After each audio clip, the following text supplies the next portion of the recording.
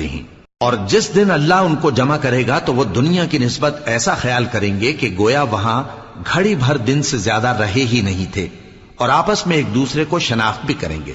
جن لوگوں نے اللہ کے روبرو حاضر ہونے کو جھٹلایا وہ خسارے میں پڑ گئے اور راہیاب نہ ہوئے۔ اور اے پیغمبر، اگر ہم کوئی عذاب جس کا ان لوگوں سے وعدہ کرتے ہیں تمہاری آنکھوں کے سامنے نازل کریں یا اس وقت جب ہم تمہیں اٹھا لیں، بہرحال ان کو ہمارے ہی پاس لوٹ کر آنا ہے، پھر جو کچھ یہ کر رہے ہیں اللہ اس کو دیکھ رہا ہے۔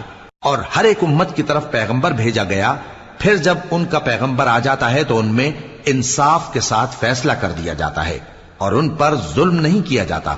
اور یہ کہتے ہیں کہ اگر تم سچے ہو تو جس عذاب کا یہ وعدہ ہے وہ آئے گا کب؟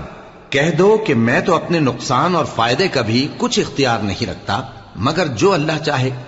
ہر ایک امت کے لیے موت کا ایک وقت مقرر ہے، جب وہ وقت آ جاتا ہے